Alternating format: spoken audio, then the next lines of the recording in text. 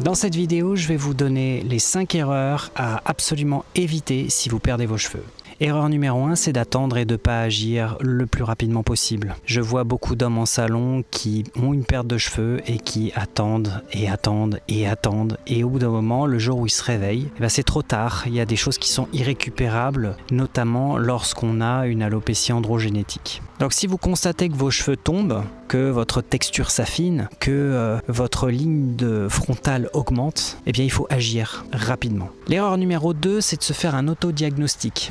Et c'est la conséquence directe de la première erreur. Vous constatez que vous perdez vos cheveux, du coup qu'est-ce que vous faites? Vous tapez sur Google perte de cheveux et vous essayez de chercher vous-même quel est votre problème. Le gros problème qui va vous arriver, c'est que vous allez être targeté par 1 milliard de solutions, sachant que vous n'êtes toujours pas certain de ce que vous avez. Et qu'est-ce que vous allez faire?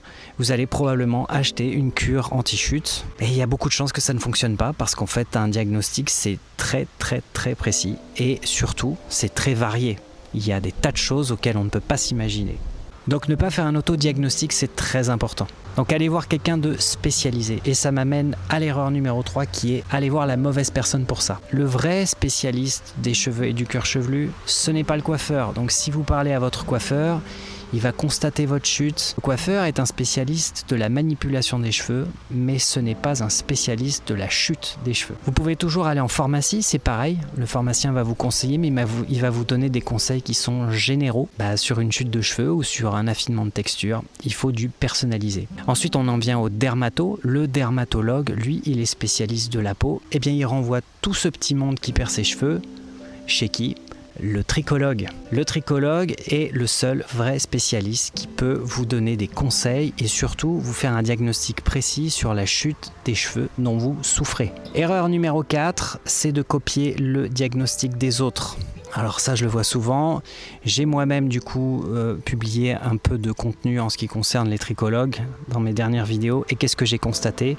J'ai constaté que plein de gens, au lieu de me dire « Ok, super, donne-moi ton tricologue, je vais aller le voir », me disaient « Ah, j'ai sûrement la même chose que vous, qu'est-ce que vous avez fait comme traitement ?» Ça fonctionne pas comme ça. Ce dont moi je souffrais, c'est un diagnostic spécifique à moi. Ce dont vous souffrez, c'est un diagnostic spécifique à vous. Par exemple, moi, quand j'ai commencé à voir que j'avais moins de cheveux sur le haut de la tête, j'ai tout de suite pensé à une chute androgénétique. Parce qu'après tout, quand je lis, c'est marqué que c'est 90% des cas, c'est une chute androgénétique pour l'homme, donc c'est un problème hormonal. Or non, moi j'avais pas un problème hormonal. Et le problème que j'ai, en fait finalement, il est très commun. Donc c'était pas l'exception absolument incroyable, 1 sur 100 000, pas du tout. Donc vraiment, copier le diagnostic des autres et s'imaginer qu'on souffre de la même chose, c'est vraiment une erreur à éviter. Et le mieux, je le répète, c'est d'aller se faire diagnostiquer. Erreur numéro 5, c'est la peur. La peur est très mauvaise conseillère. Et pour avoir parlé à beaucoup d'hommes qui ont perdu leurs cheveux, y compris des gens très proches de moi, ils ont tous eu un peu la même chose, c'est-à-dire qu'ils ont eu la trouille. Ils ont eu la trouille parce qu'en fait, perdre ses cheveux, c'est un peu... c'est effrayant. On change de tête, on a peur que ça fasse plus vieux, on va se dire je vais être moche.